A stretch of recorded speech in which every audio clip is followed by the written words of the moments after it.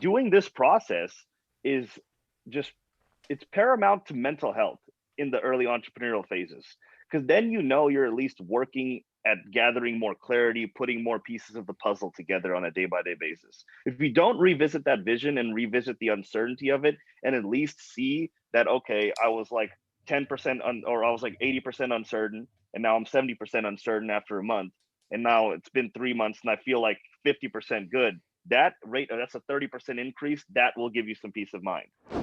Hello and welcome to the Lewis and Kyle Show, an interview podcast where Lewis and I interview high caliber entrepreneurs, investors, creators, makers, and the like. We do this to share what we learn with you, our audience. We're sharing lessons in business, lessons in life, and lessons of how to think about it all. Today we have on Akaash Aesthetics, and it was a really interesting conversation. Lewis, can you tell us a little bit more about Akaash? Yeah, so Akaash Aesthetics is his stage name, Instagram. I believe his full name is Akaash Pardesi. I don't know if I'm pronouncing the last name correct or not, but Akaash, super interesting, fun conversation. For those of you watching on YouTube, there's a lot of smiles in this one. We just approached this one with having viewed his Instagram. He's a fun dude. He's an out of the box thinker, to say the least, and you'll really see that in this podcast. He has a ton of perspectives we have not brought onto the podcast before in a really positive way. He sees reality literally differently than most people.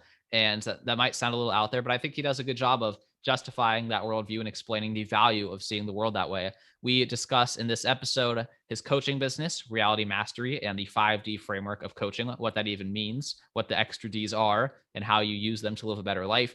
We discuss the importance of living in an embodied state and being powerful and high energy rather than being slow and seeing everything as a problem. Akaash is a former bodybuilder. He's absolutely yoked. You can't tell that too much from this podcast. Just a fun fact. And I'm excited for you to listen to this high energy conversation, get into meditation, thinking about life, having a clear vision, all these really important things that we don't talk about often enough on the podcast. I'm excited for you to learn some new things from this one, and I'm going to switch over to it now. Akaash, welcome to the Lewis and Kyle Show. Super excited to be chatting with you today. Let's do it. Let's do it, guys. Well, thank you for being here. I want to first ask you just to introduce yourself to the people listening who don't follow you on Instagram, aren't familiar with your backstory. Tell us kind of what you've been up to these past 5 years or so and where you are today. Yeah, sure, no problem. So I'm a performance coach. My company is called Reality Mastery. I'm sure you can surmise reality mastery, getting your reality mastered for entrepreneurs. That would be crucial. I specialize in working with business professionals, young hustlers, people that are just on the cusp of just greatness, but just can't seem to get the internal game where they need to have it. And yeah, and that's what I'm here to share. I have an entrepreneurial background myself, obviously, and that was one of my major impediments in my own life, in my own experience, my own entrepreneurial evolution, is the internal game. What does that look like? Why is that even important? And how does that help us create the external reality, the results that we actually want and desire in our life? And that's what I do in this world. That's what I'm up to. Awesome. And I know your main coaching framework, which we'll just dive right into, is about 5D. Could you kind of open up that Yeah. process for us and tell us what that is, how you came up with it, and the importance of it? Right. So most entrepreneurs have a very linear thinking thought process, which goes against the fundamental nature of the universe in and itself. At an atomic level, right? The universe organizes by energy, frequency, and vibration, just standard quantum mechanics. However, everyone's approaching it with a linear thinking model. So when I saw this, for one, in my own life, and then two, just at entrepreneurs across the board, I'm like, oh my God, like that's like trying to go up to an apple tree and trying to get oranges out. I'm like, that's so difficult. It's next to impossible.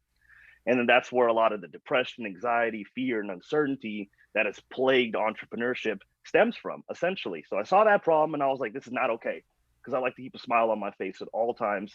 One of my major things is, how do you enjoy the process? Like, how does that even, everyone would always be saying, like when I was coming up, watching personal development gurus and just people in the space, like, enjoy the process, enjoy the process. I'm like, but how?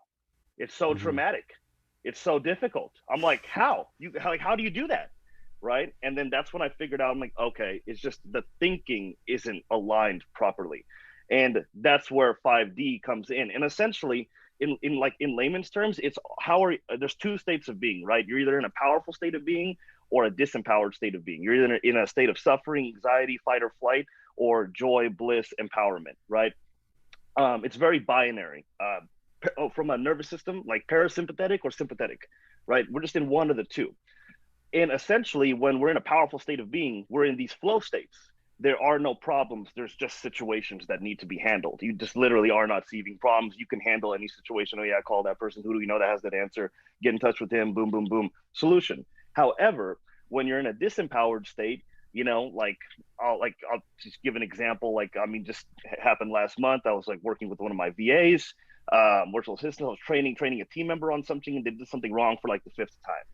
And then like it's very easy for me. I felt that anxiety coming up, that state of disempowerment, that linear thinking, essentially, like I'm not good enough, I'm not a good leader, what's going on? It's been 5 times, I've been spending all this time on like hiring and training. This is making the fulfillment slow down in my business. And then my big picture thinking that I'm trying to get done is like taking longer on my timeline. Again, linear timeline kind of thinking. I'll keep looping back to that. But I caught myself very unintelligent thinking, that I'm not a good leader, that I'm not, cut out for business, that I'm not like, what am I thinking scaling this early? Just questioning everything, anxiety, and then right there, I've built a system into myself in which when I catch myself in disempowered thinking, that's the trigger for my habit, right? And that habit looks like, okay, stop, and then analyze the thinking. And what this looks like is essentially, what is the evidence for my thinking and where is that coming from? And if it's moving me into a disempowered state, then obviously what I'm thinking must not be true,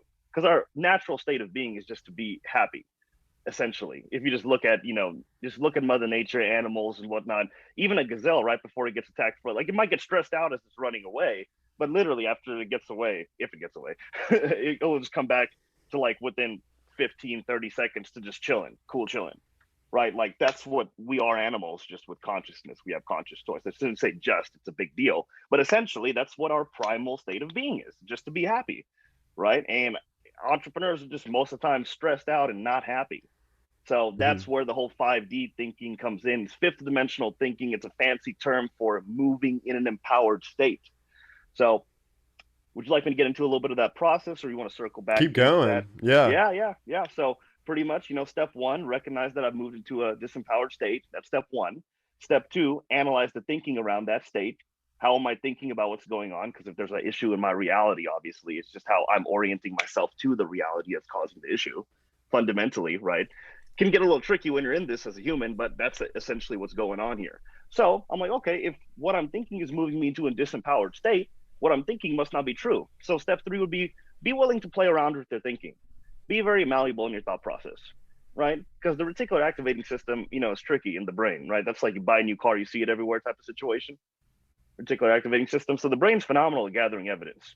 So that's kind of what happened to me about like the disempowered thinking started with, I'm not a good leader. And then my brain started coming up with all this evidence around why I'm not a good leader, right? So basically what you want to do is understand, okay, that's disempowered thinking. It's the wrong trajectory. Let me stop negative progression. And then step four, if that's obviously not true because it's moving me into a disempowered state, some form of the opposite must be true. And then step five, what might that look like? So in this situation, back to the leadership one, I'm like, okay, I'm a bad leader. I'll just do the opposite. I'm a good leader, right? I'm not going to scale my business. I will scale my business. I'm not a good teacher. I am a good teacher. So as soon as I play around with the thinking and not be so serious about it, again, practice, it's a muscle. I've conditioned it over time. Your brain will start finding all this evidence that is congruent with that frame of mind. So then it's like, wait a second, I am a good leader. And then all the compliments that I've gotten about leadership come to mind only then, right? It's like that. What I say to myself is the inquiry into the search engine of my subconscious database for what am I going to look at. Very similar to when you buy that new car or commit to buying a car. Now you're seeing the ads for it. Now you're looking on Craigslist. Now you're on Facebook. You're like, oh, okay, he's selling it for this, right? Otherwise, just not in your view in life. Same thing with this thought processes, right? So I'm like, oh, wait, he's in the Philippines. English is his second language. That's why it's taking him so long. I'm paying 1/10 of the price. Duh. And I'm like, this is so smart. I'm going to scale my business and eventually it'll work out because they're just slow learners. And then like they actually, the employee retention over there is a lot higher than like going over here on Upwork or some other, yeah, it's like, it's not going to take him 10 times as long. It's not going to take him 10 times as long. So it's Thank like, you. that's what makes it make sense. But I think that like what you're talking about is like very broadly applicable to like belief systems in general, and it's like it goes back to like Star Wars pretty much. Like it's the dark side and the light side. It's like are you like giving into anger, fear, and like depression, or are you like living in, you know, like the opposite of that? And like choosing to be happy is all about like choosing, and you only can like you're deciding based on the evidence that's presented to you, and you're saying that the evidence that's presented to you is determined by like your choice of what you want to see, right? So yeah, I mean, I couldn't agree more. I think it's like one of those things that is self-evident once you hear it and once you say it, but otherwise you wouldn't come to that conclusion, you know. And it's like you're a product of your inputs, right? So you know, you have to decide what those inputs are. And I yeah, You're a Well product said. also of how you process the inputs. uh-huh. Because some people see, you put two people in the same circumstance, so they approach it with a different mindset, they'll have a different outcome. Mm-hmm. Oh yeah, yeah. Like I think when I walk into like a really nice house, I get like super motivated. Like, oh my God, it's so lavish. It's so like, posh. I like that, materialistic type stuff. Personally, I just do. And for me, it's very motivating. Like, however, other people can walk in there and be like, they can feel very disempowered, scarcity type thinking, living in lack, all these types of things can come up. And just who's looking at the reality. Absolutely. So, who exactly are you teaching this framework to? Is it to people who are exposed to it and just don't do a good Yeah. job of actually living it? Or is it, yeah, walk us through like who Yeah. ideally you're helping? So I tend to find myself helping two types of people. One is the entrepreneur that's in their early to late 20 to 30. Perhaps they have a digital agency, they're a real estate agent, maybe they're like a Forex trader. They're working for themselves and they're at like that 10 to 20 grand a monthly income revenue barrier, and they can't seem to get past this glass ceiling of like $20,000. And it's so true because like as an entrepreneur, we're all hustlers, right? And just learning how to do it in a more classy way with systems and processes, essentially professional hustlers. So you can only hustle your way so far. And then I tend to find that there's an identity crisis between what they're doing and who they actually are doing it. A lot of people that I find in the early stages of the game are doing everything just for the sake of monetary value. And that goes into like childhood traumas, identity crisis, socioeconomical upbringings, and the list goes on. But essentially, at the core, they're not aligned in why they're doing what they're doing. That's archetype number one of the person I help. Archetype number two is 35 to 40, established, maybe low seven figures, maybe multiple seven figures. This type of guy has just like, pretty much, again, like myself, hit that midlife crisis point to where hustle culture has just plagued their mind with, just work, just get it done, radical discipline, ruthless, just, forget about yourself, just get the end result. There's a lot of merit in doing that, but it just results in a very one-sided life. You might like money will be all you have. You won't have your happiness. You won't have your stress. Their bodies, they have way more body fat than they want. Their marriages are hurting. They don't have time for their kids. They don't have time for themselves. Right. So but they can't seem to shift their paradigm. Their awareness has gotten to the point that, okay, what's getting me here ain't getting me there. I'm aware of this, but my internal programs, my patterns that are being played out at a subconscious, unconscious level are taking me left, and I'm trying to go right, and I don't know how to go right. And They if don't I'm have the new finding myself, paradigm yet. they don't, and they don't want to They look know at they it need because, one, but well, the So thing is, their organizations have been built so big that when you build an organization this way, and then you are trying to use a new belief system because it's now supporting the future chapters of your life, then what's happening is your life force energy that used to go here is now going here. So this starts going down. Your old organization starts performing lower temporarily. However, the physical reality is that.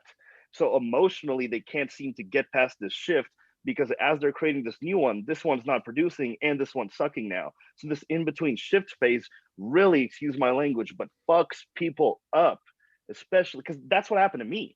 I was like, where'd all my money go? I was like, where did it all go? You know what I mean? I have to take a considerable. I remember as some points I was making like 80% of the money I was used to. You know what I'm saying? So at any income bracket, when you start making under half or even under 20% of what you used to, you're stressing. You're stressing. So for me, having studied this, I studied and learned this because I was trying to figure out how to do this within myself. Right. So that's where I was at. I was like, I need to understand the laws of the universe, quantum mechanics, what's going on here? What is this quantum thinking? And how do these entrepreneurs that seem to just be doing all these, have these massive organizations that just play around all day and are super happy and just faces glowing, but they're getting so much shit done at like lightning fast speed, and their health is good, their families are good. I mean, I'm following them on social media. I can tell. Who is You can that? just tell Yeah, that with the energy. Vision is someone that comes to mind. Are you Lives talking this about perfect vision. Mind Valley Estonian? From CEO. Mind Valley. Yeah, Yeah. Mind Valley CEO. He has done this phenomenally. Of Buddha course, and the Gary Badass. V. You know what I'm saying? Yeah, yeah. You know, Robin Sharma, all these guys. I'm like, that is what I want. You know, money, power, and happiness, and helping other people doing it. You know what I'm saying? Which is just not what I had. You know, I just had money and social status, which is so vanilla after you get it. So I'm still, Yeah. there's a little disconnect for me Please. between all of the, where's the quantum realm tie into Yeah. That's a the good happiness? question. What's the connection between the vibration So, and all of this and like human flourishing? And before Mhm. before you start, how's my volume, Lewis? Is it okay? I think you're back now towards the middle. Yeah, you're too loud for a minute, now too Okay. quiet, and I think now you and Akash are All right, sounds good. about even. So yeah, perfect. yeah. And then so, you know, that terminology of the 5D and 3D, right? That's what I was linking back into moving as in a powerful state or a disempowered state. If you're in a disempowered state, that's three-dimensional linear thinking. If you're in an empowered state, that's fifth dimensional quantum thinking, essentially. So just for the layperson, it's, are you in a state of empowerment or are you in a state of suffering, essentially? But I think to answer your question, Lewis, like directly, like energy and motion is your emotions, and like Hmm. being in an empowered state allows you to like have unexplainable Yeah. like physiological Hmm. like processes happen where you're like Yeah. actually like happier, which is like a like you can't explain it, I guess. That's like where Yeah, is that no, what I you're mean, talking about, like where I quantum can definitely mechanics come explain in it. is It's like just that the I can definitely explain it. It's just that for just the audience, like my audience is well versed on consciousness, otherwise it just wouldn't resonate with my page. So I'm just taking it slow. So I like how you yeah guys are yeah guiding me there instead of just going straight to just Buddha mode, you know, on the whole thing. Because honestly, the linear thought process of understanding quantum thinking is paramount to even properly integrating quantum thinking, because we're Mhm. all coming from a linear mind. So this is really good. Um, so the universe organizes by energy, frequency, and vibration, right? So you want to think about it like a radio dial. If you're slapping 99.7, but the result you want is on 103.5, the song you want, the result you want, you would have to change the dial to 103.5. Changing the dial would be like changing your vibrational energy state, right? So if you want to change the music, you would obviously have to change the tune you're listening, the station you're listening to. The same thing for if you want a certain result in your business, you need to change who you are being in order to get the end result. The end result, the external reality, is nothing more than a byproduct and a reflection of your internal state.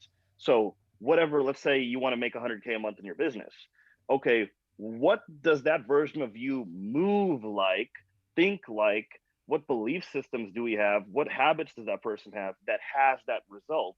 And who are you today relative to that end person? Now, that might seem like kind of classic personal development type of stuff, but I take it one step deeper with the quantum, a couple steps deeper, honestly, with the quantum aspects of the whole thing. Because when you truly understand quantum mechanics and understand the wave function of the electron and how it collapses into, like, right now I have this water bottle. Literally, it's not there until I look at it. It's just moving faster than the speed of light when you get into these things. So I'm a super nerd into the science of it. We can get into that if you guys are interested, but you know, Go that for that it. is a okay, cool. So yeah. So basically, everything has its own energy signature. And when we are unaligned to that energy signature, life will create a bridge of incidents that happen that make you into the person that has the energy to attract the energy signature of the end result you want. In this situation, maybe you're making 50 grand a month and you want to make 100, right? So then you have to ask yourself, okay, how would I, because when you take different actions, don't you notice you feel different because we are what we do? Right? So Absolutely. that feeling is emotion.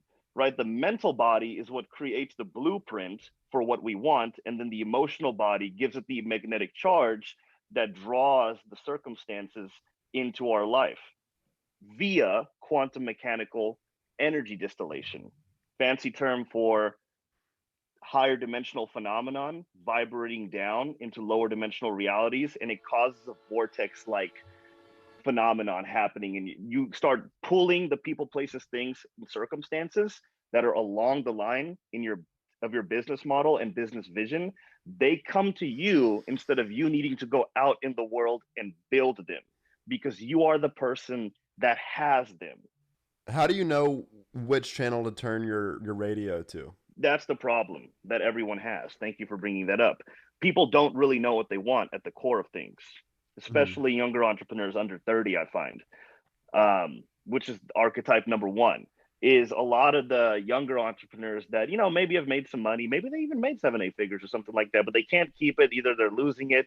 I've seen so many stories about just so many ways that people don't hold on to and sustain their success at that young age. It just falls apart because it's not grounded in anything within there. It's not grounded in anything foundational, meaning they're doing what they're doing in the world out of a place of fear, scarcity, and lack, which is kind of normal actually, coming from, unless humble beginnings and, 9 to 5 lifestyle, not, working for yourself, and then social media, seeing all this entrepreneur life. Well, here's what everyone else has. Here's what I don't have. I need all those things. I need means I don't have means lack, meaning whatever I Mm-hmm. have, the foundation, the energetic foundation of what I am creating is based in lack. It's coming from a So let place me of stop you trauma, there, essentially. because one of my questions for you is, I've written down, what is that foundation made up of? It's like, what is the base foundation that, like good testosterone? Like Yeah. what, like that's one example. Like what is the like list of things that one needs to have other than, like perceived meaning and mission? Because that's like, Right. So that's the thing. You got to be doing what you want because it's who you are, not doing what you want because you like the results it gives you. That's really the foundation. What is your soul's essence? And then that's the process that I take my clients through in creating a vision. We work and we're like, okay, we get high degrees of intellectual and emotional clarity on the vision. So then they can start seeing the holes that they don't like, they can start seeing where their own uncertainty lies. And then a lot of it's just holding space for them to understand that they don't really know why they're building what they're building, other than I want mm-hmm, money, in a exactly. way that I think these skills that I have are somewhat congruent with my fundamental temperament, and I can generate an income on it. And I just so happen to be scaling it. That's very shaky. That's Mm-hmm. very shaky, right? That's where I was with everything. And then that just goes against quantum mechanical law, right? That just goes against universal law. That's not how nature works, which is why the results aren't sustainable. And that's why they have up and down yo-yos in their business. But I think what you're asking is like, well, how do you get there? I mean, Right? yeah, I guess my question is more like detaching from like that meaning, I guess, like from the why, and more like what tactical things you have to have in place before, or so that that why can be like expressed Having a correctly. clear vision, 100% having it in detail in writing, and having not just intellectual clarity, what you want, but emotional clarity, how you would feel if you had what you want. After doing the work, what I found is most entrepreneurs, for one, don't even know what they want, and two, they have no Mhm. idea how they would feel having what they think they want. They What can't should we actually want? embody the feeling. That's the magic question. What should you want, right? So then that goes back into how do you find your soul's purpose? And then, so a good analogy for that is like, I heard Jay Shetty say this, and it was phenomenal. Got to give credit where credit's due. Um, your purpose is like an adult, right? Your purpose is like an adult, and let's say your passions would be akin to like a teenager in the analogy, and then your interests would be a child, and your curiosity would be a baby, right? So here's where it begins. It all starts with curiosity. What am I curious about? You know, and then through your curiosity, you're like, oh, I'm interested in certain things, and then your interests grow into, wow, I really, really am passionate about this. And then you have your passions, and then you find out, okay, these are the things I'm passionate about, but where's my purpose? And purpose is just a matured form of passions, or the culmination of passions, if you will. So what I find is that people are just in this exploration phase. Archetype number one of the younger entrepreneurs that are having this problem, they're in this exploration and information gathering phase. They know they want like some level of money and financial freedom, but they don't really know who they want to be in the world and what type of impact they want to make. So if we go back to the analogy, it's making peace with the fact that you don't know. Just they don't want to accept that, because hustle culture and Instagram has made it so dress up your Instagram this way, do this type of stuff, put this type of things in your bio, have these type of sales page, leads page, and funnels Socrates. to your stuff. You know what I'm saying? Go ahead, Socrates. Well, Socrates' whole thing is I don't know. Yeah, they're okay. I like exactly. And the more you know, to realize you don't know, right? And then that's just so hard for the ego, because there's so much uncertainty growing up as a kid. You're like, how is this whole life thing going to play out for me? And then you start making some amount of money, and then you're like, you build this archetype or this identity of this like quote unquote figurative superhero that makes the little kid version of yourself feel somewhat safe, based on, oh, I make this amount of money, I have a business doing this, I live here, I have this car, here's what my social media looks like. However, that's not really who you are. And I had to Hmm. learn that the hard way. I went through that. I thought that's who I was. At the time, it could feel that way. However, if you're having all these discrepancies in your reality, inconsistent revenue in your business, and emotional yo-yos going on all day, then clearly there's a problem. If your health's going to shit, if your relationships aren't stable, if you're constantly stressed, there's something wrong. There's absolutely something wrong. There's many entrepreneurs performing at high levels that don't have this level of stress. It's not that they don't have problems, they're just not nearly as stressed as you, because they know what they're doing and why. It makes everything really, really, really binary at that point. But then they don't have that, and the problem comes from not being able to admit to themselves that they just don't know. When it's really, that would just make everything fine if they just admitted that.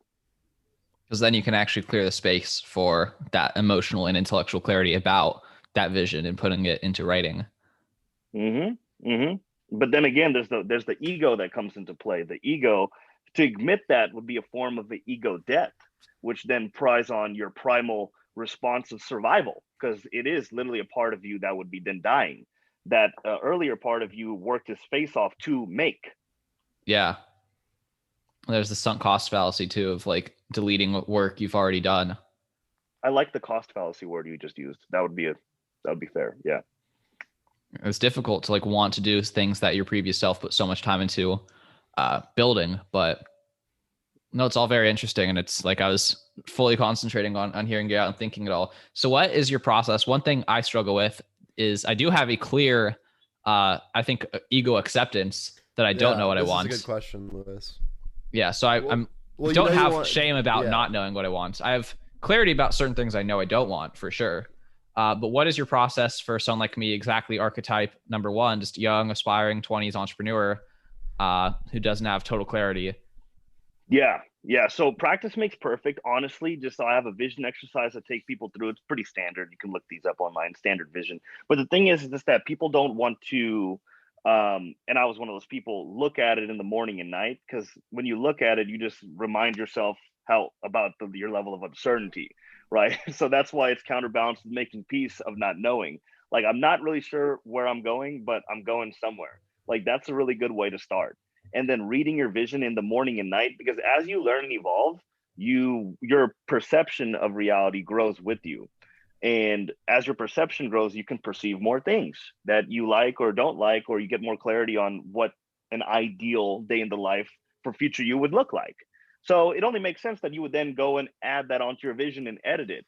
And Yeah. doing this process is just, it's paramount to mental health in the early entrepreneurial phases, because then you're at least working at gathering more clarity, putting more pieces of the puzzle together on a day by day basis. If you don't revisit that vision and revisit the uncertainty of it, and at least see that, okay, I was like 10% or I was like 80% uncertain, and now I'm 70% uncertain after a month, and now it's been 3 months and I feel like 50% good. That's a 30% increase. That will give you some peace of mind.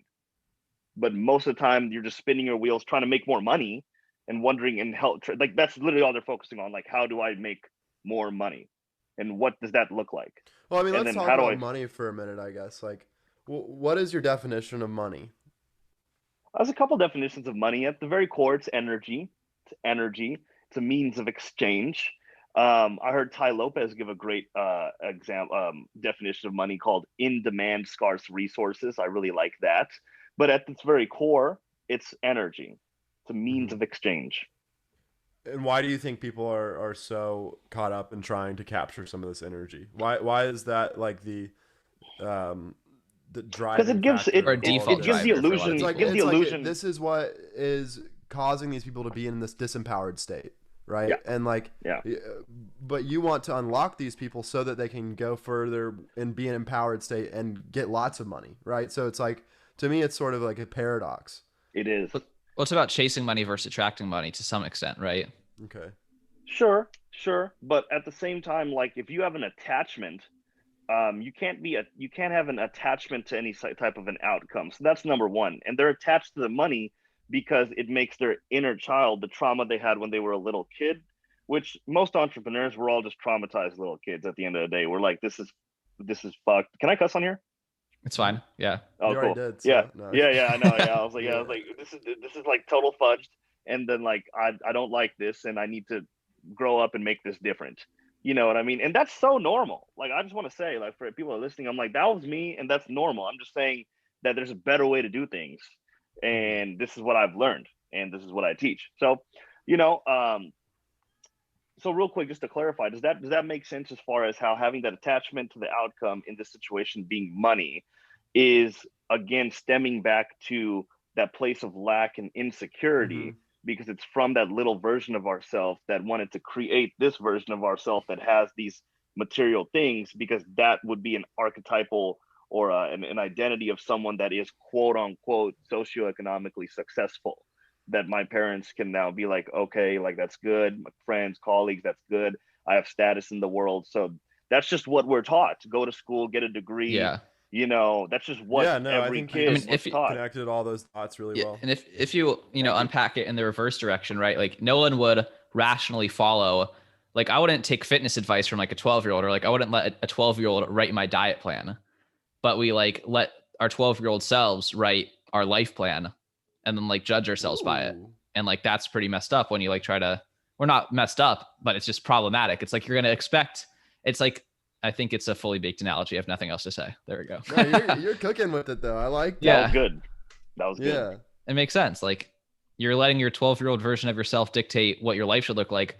But if you took their advice on any other thing, it'd be like, why would I take this advice? But for some reason, since linear, right, you're the same self moving through time, you put certain weight on it because like the ego attachment is constant, whereas like the intellectual knowledge tends to fade without as much residue. Lewis, chill, dude. Great regurgitation. That was awesome.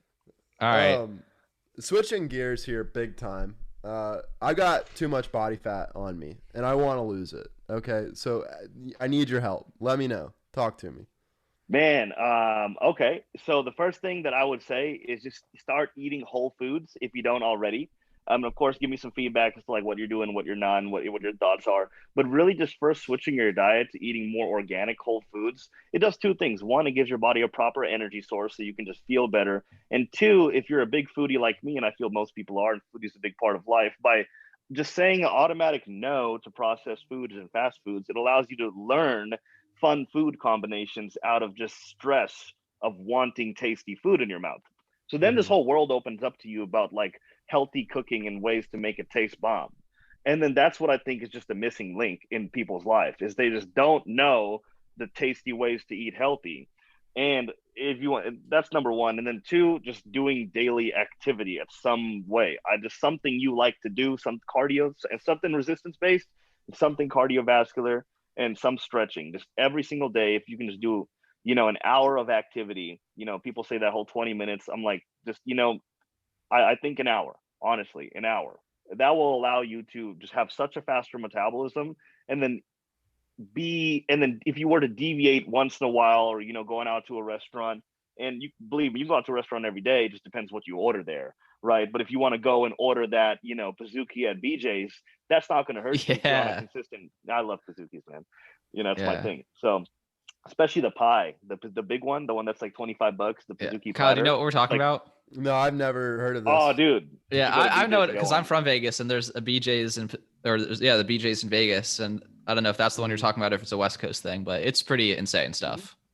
Oh yeah, good stuff, man. Pizookie and BJ's. But yeah, guys. So I mean, so that's what I would have to say is like understanding. Oh, and here's another good point: understanding your relationship with food.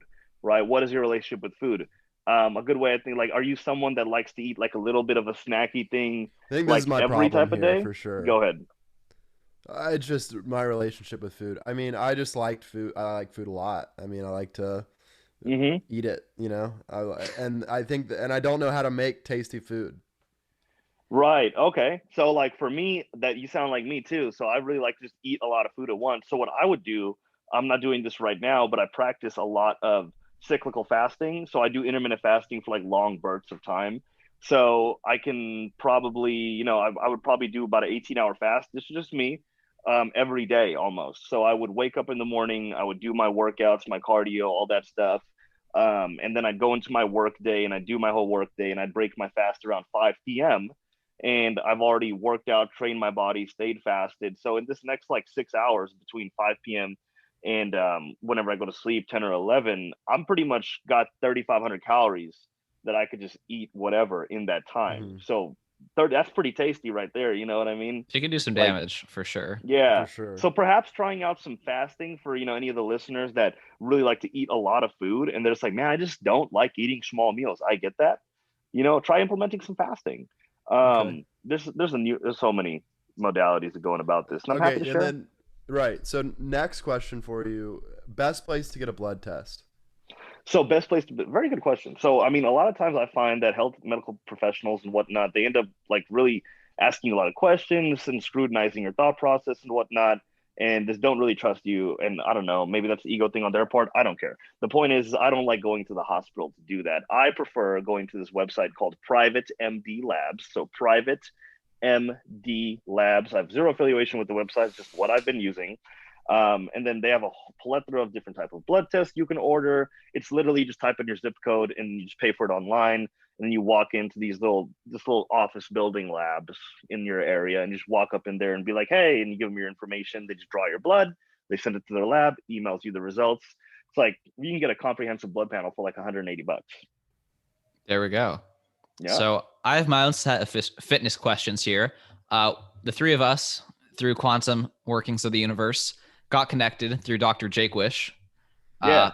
of the X3 system, a podcast we did about 3 or 4 episodes ago. What are your thoughts on the X3 system? You're a former bodybuilder competitively, still currently in great shape, obviously. Thoughts on the X3? Honestly, I love the X3. So I was a little bit skeptical initially, but it wasn't until I tried it. And then honestly, man, the guy is just a genius. The guy's a genius. He just breaks it down with such just logic. I mean, it's unshakable logic. And it works. The variable resistance the load that gives the muscle, it takes it to levels of failure that weight training just cannot due to the workload. Like, you know, at the top of a bench, you're doing like probably 10x the load than you are doing at the bottom. And it's accounting for the strength increase at different parts of the motion just due to just how like in PE class, he always gives a great example. If you just do a whole bunch of push-ups, everyone's in high school PE class is kind of at the top of the push-up, right? They don't want to go down Yeah, all the way because they're it's half harder. repping. Exactly. So variable resistance will put more load at the top of the movement and less load at the bottom to then yield a very even keeled muscle exhaustion and failure throughout the entirety of all the fibers. And that's really the bread and butter of the situation. I love it. So do you still lift weights? Yeah, I do. I just used X3 yesterday, but I mean, I still like to go to the gym because I enjoy lifting weights. But just when I'm just really crunched for time to have that, you Mm-hmm. know, I end up using it about 2, 3 times a week just Yeah, I think because it it just doesn't makes have my the schedule primal easier. energy of lifting weights because there's something to be said for picking up the heaviest thing you can and then dropping it, and like it's hard to reproduce that. But from like a purely effect based system, the X3 is pretty cool. I As was with gonna most say, I need to things, get right? back in a Well gym for said. sure. Yeah. I just love going to the gym, man. You know, I love just going to the gym. It's just a happy place to go for me. But when I can't make it, or I always can make it, just now I have an option of doing a backyard or home workout and as an X3 and travel, hotel room, anybody busy on the go. It's a phenomenal investment. Yeah, Kyle and I've Well, been having fun with we're gonna ours. clip that for sure. Yeah. Yeah. So I've got a question, unrelated, completely different. 600 books. That's a lot of reading. That's a lot of time invested.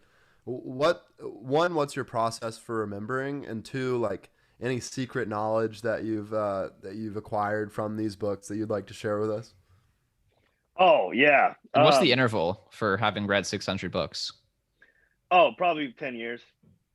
That's a good question. So yeah, I'm just an avid reader, not as much anymore. So you're, can you repeat your question about the books? Like what Like, what's the process for remembering what you've learned through those books? Oh, And then got it. Like Okay. retention. And then two, is Yeah. there any like secret knowledge? I know you're into Yeah. secret, like Mhm. yeah. I don't think he's So- trying to keep any of it a secret. Right, It's I just know, I'm it's clumsy. secret from everyone else is not willing to be exposed to the truth. I love it, guys. You know, honestly, so I'll give you my opinion on books. Books are meant for, so how to, okay, so you asked, how do you remember? That's honestly just a conditioning level of your mind. What level of mind do you have? How well do you understand? Because a lot of people don't know, most people don't know how the mind works from a neurological perspective. And even if they do know, have they exercised these things? Can they understand the different hemispheres of the brain and literally be aware of how they're working together as they're working together? Right. So your subconscious mind is like a database. It literally has, like you see in the movie Limitless with Bradley Cooper. Yep. Like that's all true. You can do this. It's just your mind hasn't been trained to do it. So pretty much, like, you can ask me anything, I'll just kind of just spit it out. I don't have like recollection available like as needed, but like I have all this information of everything I read in my mind. What allows people to remember the information is meditation, because meditation is the act of turning your conscious mind, that, you know, your conscious mind is looking outward. It's like your GPS system getting through. It's what we're using to talk to each other right now.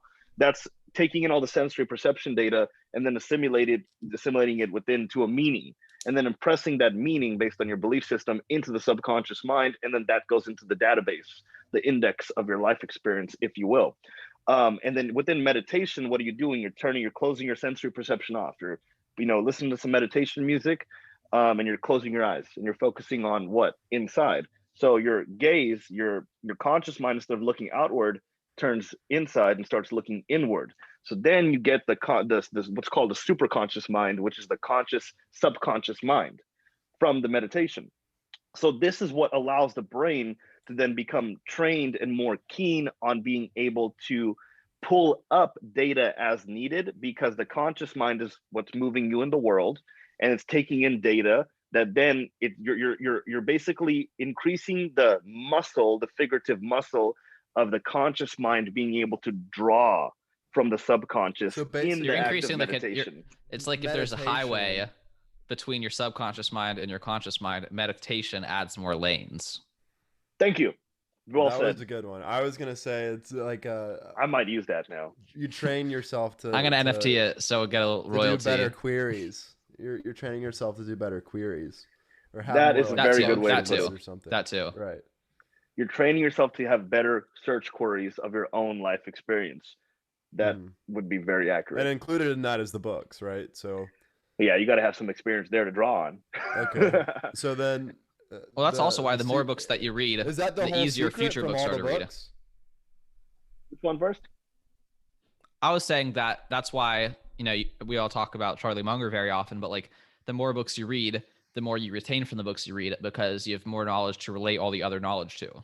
But Oh yeah, like it gets an it gets aside. stupid after a while. Yeah, it gets like they all start Yeah. compounding. The first 3 years is just getting it going, just getting some foundation. Then when you read one new piece of law knowledge, it fuses with everything else inside of you and just makes this big quantum leap in knowledge. And then so it just what happens to compound interest is the same thing that's going to happen with the database mentally. Damn, that's Which a is good I one. think the coolest We thing gotta in the clip world. that. which I think is the coolest shit in the world. You just become a weapon. You end up in meetings and stuff like that. It's just, you just see everything, and people can see that you see everything.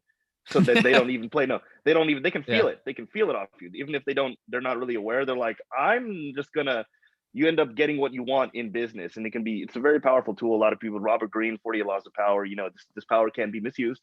So make sure you do it for righteous reasons and whatnot. But yeah, I enjoy it. Makes me happy and go about my life easier. So there are a couple books that specifically stand out to you as being especially formative and like increasing the compound interest on your thinking. Big fusers. Yeah, definitely Becoming Supernatural by Joe Dispenza. Honestly, any work by Joe Dispenza, phenomenal. Um, The Art of Rewiring Your Brain by Joe Dispenza. And Thick Face, Black Heart by Chun Sing Du. I think I butchered the name. But, Chinese billionaire. Man, there's a lot we can take. It's a very, very, very dark book. I mean, you got to think about it like the title, Thick Face, Black Heart. Very dark book, but it really gets into the psychology of, these essentially sociopaths in business. There's a lot to take. So obviously take it with a grain of salt, but there's a lot we can learn by how they think. And in particular, a concept called dharma. So dharma is like what you are meant to be in your life, kind of alluding back to what we were talking about, but it's like the Chinese kind of spin on things. So they believe that, like, if you put your hand in a snake's cage, that this is 100% your fault, and if the snake bites you, like, that's the snake being a snake.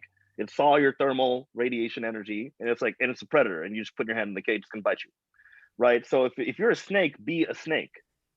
If you're a rabbit, be a rabbit. If you're a deer, be a deer. It's so basically, like, this is why they, are very ruthlessly cutthroat. If you see the Yakuza and, their culture and how they think, they are we understand our nature, and, they're very avid meditators. They know exactly who they are and what they are, and they act in accordance to that. And that is the guidance system for all their decision making. And that's essentially what they do. So what I took from that was honoring my truth, even if my egos didn't like it.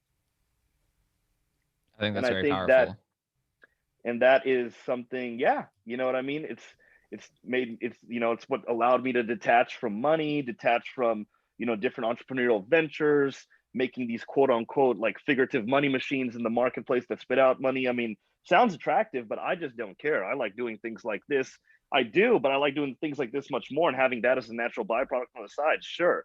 But that internal orientation, that internal priority system, right, needs to be re-racked, if you will. And that's what following your inner truths will allow you to do if you let them. And that's what I took from the book Thick Face, Black Heart, in that concept of dharma. And they break it down just a savage way. So it makes you just feel like a badass following your truth, because you're just like, these guys are just, no wonder they're crushing everybody in business. If you really get, China runs shit. They own most of this country. I'm not saying I support their thinking or whatnot. I'm just saying they know how to get shit done. Mm-hmm. That fucking cold-blooded logic. Sure. Well, those are cold-blooded logic. Great book recommendations that have not been brought up on the podcast before. I'm always grateful to that. Our biggest sign of a good interview is getting recommendations that are new. So, I'm glad. Hell yeah. Right. Well, you want to transition, Kyle, or is it a bonus type question? Sure. Yeah. 100%. It can be the same question, even though it's in the bonus round. No, it's a bonus. Doesn't change anything. Nikolai Tesla. What is it about him that you are attracted to? By the way, this is our bonus round. This is random questions, pretty much. I'm chilling. Yeah. I'm just chilling, man. I'm hanging out. He understood how to merge his consciousness with the collective consciousness and that of the universal consciousness, which is what made him such a powerful inventor. The imagination is a creation plane, and the mind is an antenna. People think the mind is a computer. It's actually an antenna to receive and transmit ideas and concepts, and he knew that.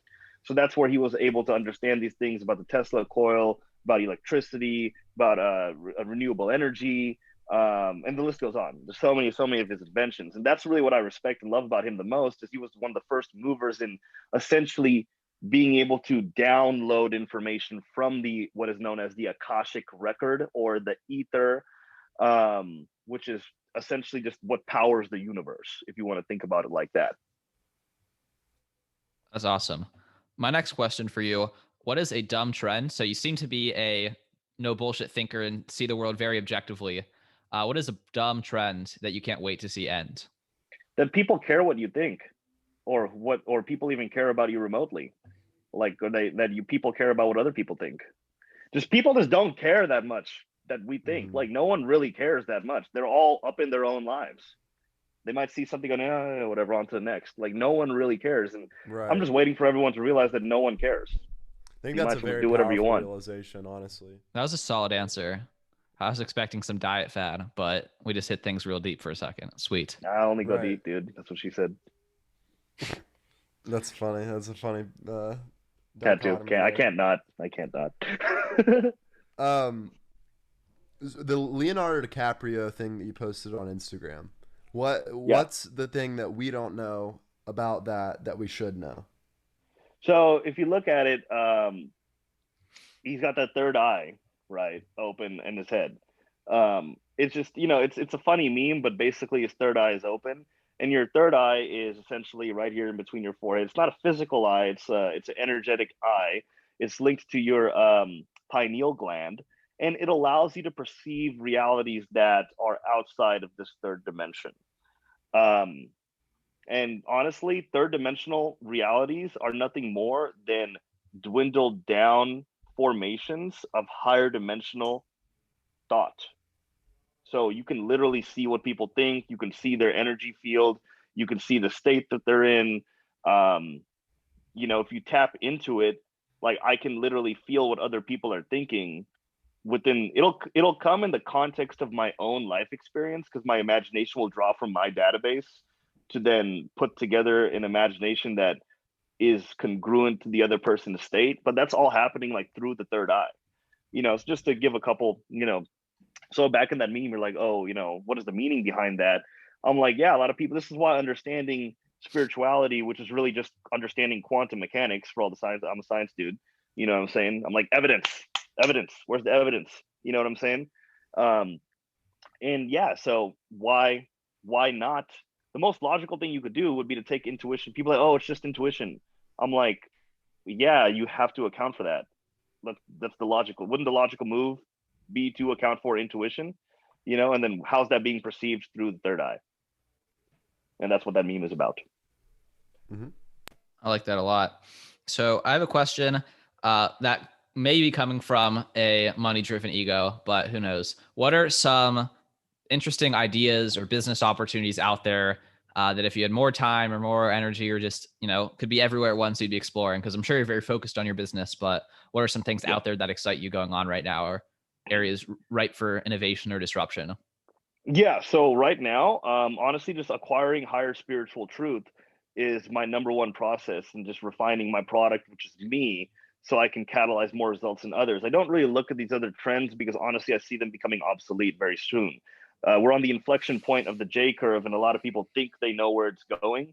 But in reality, if you zoom out far enough, which again, some people don't have the capacity to do that, most people don't, you can see that all this stuff is about to be obsolete. All the things coming out in the next 3 years are going to be obsolete in 5.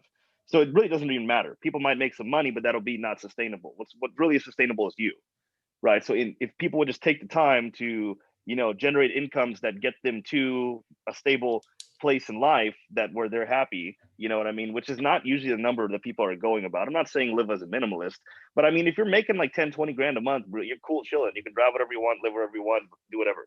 I'm like, that's not really that hard. Anyone can do that. There's so many different ways to do that. Ecom, Forex, affiliate marketing, dropshipping. I don't care. There's so many ways to do it. That's the number one trend, is understanding consciousness, because consciousness is what creates all things. That is what the only thing that matters here. And there's such a disconnect between entrepreneurs and the hustle culture, and what's going on in the world, in social media, and how you represent yourself in the world, that people aren't taking the time to get in touch with themselves. And that's really the biggest missed out trend, because all the people like me they're going to be the ones hiring all those other people, all these other entrepreneurs, because their industries are going to be so wildly disrupted that their skill sets no longer apply. Well, it's what you said about, Visha and Lakiani and these other players, just the people that are just thriving at the top and are riding the correct energy are just gonna, times good, times bad, they're just gonna keep thriving and It's going to collect. be what happened to Amazon with consciousness. I'm gonna need some explanation there. like for example with Amazon, how they just pretty much monopolize the entire supply and distribution chain of like every single household everywhere. Okay. Like, I mean, Walmart Yeah. and stuff like that. Like that's what pretty much e-commerce and like Uber technologies in that sense, between their Amazon, their delivery and whatnot, and acquisition of Whole Foods and these things that they did. Not to get lost in the details of the whole thing, that's pretty much them capitalizing on the times we lived in currently in the early 2000s up to about Mhm. now. And then what's happening is after 2025, this is like the kind of reboot, situation 2020 and 2025 is like that in the middle of the level up, if you will, type of situation. So the entire rules of the game are just going to completely change, right? And then it's whoever's going to be the most adaptable and nimble and whoever's belief system is the most malleable is going to win. And a lot of people are trying to win with their belief system right now and chase short-term results, but they're not investing back into becoming, like Bruce Lee said, be like water. Be what he meant is like be able to be interchangeable. If you pour the water in a cup, it's a cup. If you pour it in the teapot, it's a teapot. If you pour it in the bucket, it's a bucket, right? People are just like, just think of marketing. I see a lot of people that are focusing on their marketing agencies, just focusing on scaling their keep running ads to new problems they're identifying in the marketplace. Soon the marketplace will be plagued with everyone wanting to understand quantum mechanical spiritual knowledge. That is what's going to come. And I don't want to even get into all this other disclosures that are happening and the aliens and all this other stuff and whatnot. But that's all true. And then that's going to come out and then people will question everything. And then linear thinking will be blown out the water. And then everyone with the business model that is structured linearly will be wiped out. And the only ones that'll be standing will be the quantum models, people that understand heart brain coherence, energy, frequency, vibration, and they understand how they orient to these things at a soul level. And that comes from doing the work, the meditation, the introspection, and detachment, and a couple other things and whatnot that I can talk about if you want. But that's where I see it going, and that's the most missed out trend that a lot of people's egos don't really want to admit. So where do you start with becoming positioned to benefit from that trend or be on the rising tide of that trend? So you meditate personally, you read a couple books to learn about a couple things. Like, what's Yeah, my like beginner's playbook for? I agree with you. totally. Yeah. So the first thing to do is just take up meditation, because within everything there's so many levels to the game.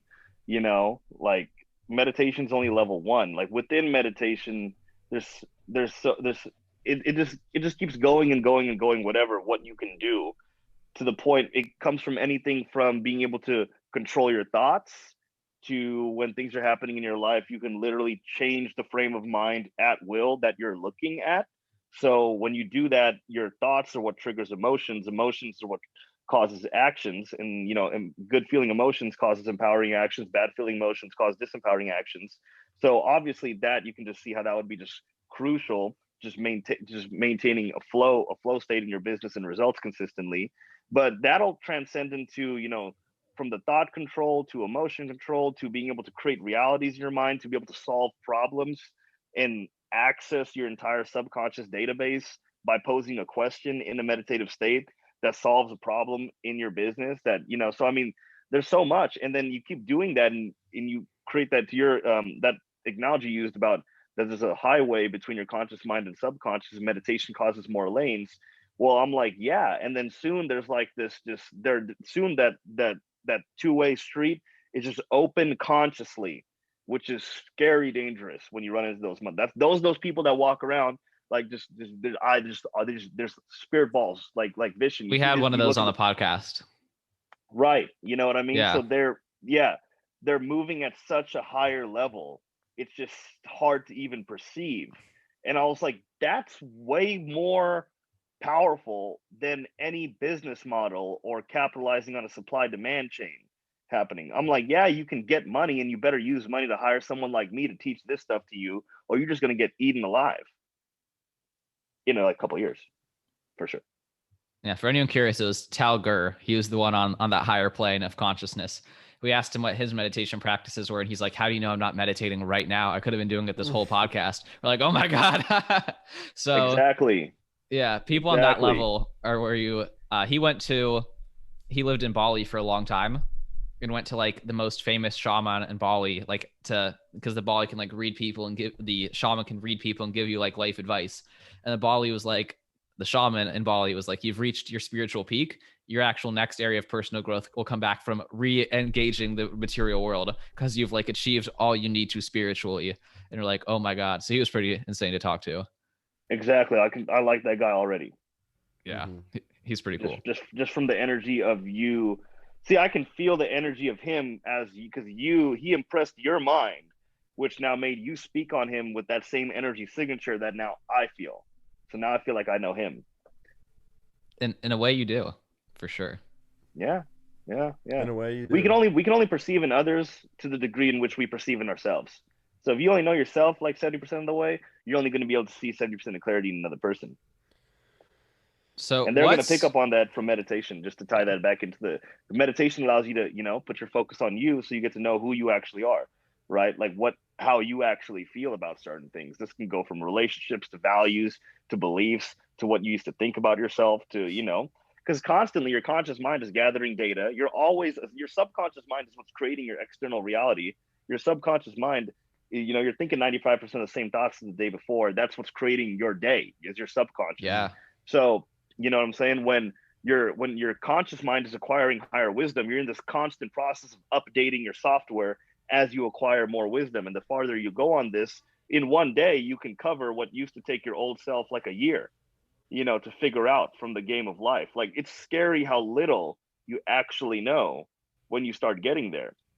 So then you're in this constant paradox of like dilemma of trying to update your subconscious software, which runs your reality with the new information you're gathering consciously, moment by moment, day by day. And then that whole phenomenon, learning that's what your meditation will give you. They'll open that two-way street to where the update becomes simultaneous of which you gathering the information. But most people don't meditate or even understand that this is what it does for you, or even understand this is how the brain works. So they gather information, they go about their business, they enter these low vibrations, down spells where they feel shitty, and then they use like whatever willpower, brute force, or anger or whatnot to get a result. And then they look back and reflect, and then they maybe, if they're lucky, make some changes. But like, what did I learn from the situation? Then integrate the change and then move forward like that, versus doing it real time. Does that make sense? That makes sense. It makes sense. But you can't do that. You can't do it unless the subconscious mind is open. Exactly. And you're consciously aware of your subconscious at all times. So that's like going from algebra to algebra 2, right there, boom. And then we all know what opening a calculus book looks like when you only know algebra. It's like it's gibberish everywhere. No, there's useless. Oh yeah. So it's not even funny the amount of distance between like these 5D entrepreneurs and normal linear thinking entrepreneurs. Like, it's scary sad. Well, to extend the analogy, right? It's like if you've never meditated and you've never engaged in any of this kind of thinking, the relationship between your subconscious mind and your mind, that highway isn't even paved yet. It's like a dirt road with rocks on it, and you're still trying to cross it, and you're trying to cross it on foot. Versus like these 5D entrepreneurs. And you got a machete. Yeah, you literally have to. Yeah, that's a better analogy. You literally have to clear down the trees.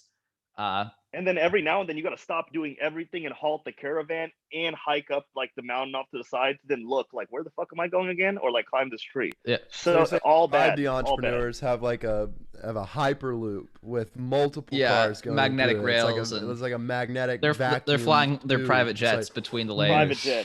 Private jet. Right. So you're a young guy. You're 25. I'd love to ask you about a million other things and talk some other time about physics and religion and all this other stuff, because I'm fascinated. But we're wrapping up on our time for the podcast. So what I'm curious to ask you about now is kind of what your like 5 to 10 year outlook is for yourself. If it's just enjoying the process, I'm sure it's like very process oriented, but is it just continuing the same mission of expanding and opening more people to reach higher levels? Is it getting some message out to the world? Like what's in your sights for the next couple of years? So for the first couple of years, improving my work, continue to embodying my teachings. So living my truth, like day by day. My work is mainly how am I living, and am I acting in accordance with my own, am I eating my own dog food, if you will, right? Mm-hmm. And then there are sometimes I'm human too. I'm in the middle of a breakup right now. So there have been a couple things that have really like thrown me off way more than I'm used to. and I'm working through that. And we're always constantly working through that. And so there's a lot of wisdom I'm gathering from that, but really just continuing that process of living my truth and then surrendering into my own natural evolutionary path, which I can now sense. Like I can, even if it like, maybe I'm not doing quote unquote what I thought I would in the external world, I can tell I'm in line inside. So, and then that's what I follow. I follow that internal guidance system. I follow what's exciting to me. I follow that heart brain coherence. Is this right for me? Am I living my truth? And then maybe 10 years later, politics really attracts me later at a very galactic later level. I could see myself being like an ambassador for Earth in the Galactic Federation later on in life. That's totally, that very much resonates with me. But right now, just focusing on my coaching. I love that. Yeah. We could have a separate discussion about space and O'Neill colonies. That's Kyle's thing to discuss, like the future of city building in space. If people want to learn more about you, get messages from you on a more frequent basis, you got a lot of wisdom to share. And what I most respect is that it's not all rehashed wisdom that we're all hearing from 1.5 million other gurus. So where should people subscribe to your lists and hear more about you if they want to keep doing so? Honestly, I'm very active on Instagram. I love answering DMs. I put out a lot of content. I'm always on my stories. Akaash, A-K-A-A-S-H, Aesthetics. Akaash Aesthetics, AKAASHAESTHETICS. Akaash Aesthetics. Shoot me a DM. I'm always super open to chat. Definitely not one of those like, I enjoy every conversation. So please reach out, guys. Well, this has been really fun. Thank you so much for doing the podcast with us. I had a blast. Thank you so much for having me, guys. It was an honor, honestly. Thanks, Akaash. And that wraps up our conversation with Akaash. Super interesting, super high energy, very super out fun. There. Love it. And sort of along those lines, my first takeaway is that, some things are unexplainable. Not everything is quantifiable. And sometimes you just got to understand that and not discount things that, like, on the surface seem crazy. I'm not saying that he seemed crazy. I'm just saying that some of the ideas are very out there and not something that you run into often. And that when you run into something that is like that, you shouldn't just immediately discard it. You should think about it. You should consider it. And you should think about why it's making you feel the way you feel. The second is that you should learn how to make good food by setting positive constraints on yourself, where you are like, no processed food allowed. Okay, well, what are you going to eat? It kind of forces you to figure out how to make good food. I have not taken him up on that advice yet, but it's definitely something that to the extreme and really only eat beef. You learn how to cook perfect beef. Yeah, that's another episode. Lewis is insane, of course. And then the third takeaway is the benefits of having a clear vision and being able to articulate it to yourself and others. I've talked about this a lot, but basically the statement is just that when someone asks you what you are doing or where you want to go, having a clear answer is much better than saying I don't know or something like that, because opportunities flow to you when you are able to articulate it in ways that would never happen otherwise, and it creates a faster feedback loop when you're able to interact with these new opportunities, and it allows you to be able to change what you're interested in or how you articulate it as the opportunities flow to you. So just find your vision, be able to articulate it, and those are my takeaways. Great.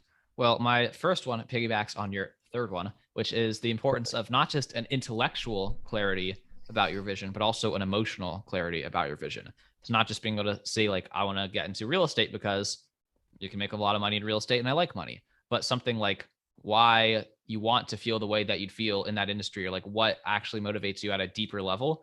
And maybe there's some higher dimensional reasons why, maybe there's not, but it's certainly going to make you more motivated to achieve it in a passionate, probably more direct, empowered way. So not just knowing what, but intellectually knowing why as well. I think that second takeaway, power of meditation. He helped me get my meditation habit back on track since this podcast has been getting into the subconscious realm of my own mind a lot. And I think that's helped me really survive a really busy 2 to 3 weeks of school, and just like being able to talk myself down from stress because I added some extra lanes to my highway with a little bit of meditation. And I did have some pretty solid meditation habits in the past.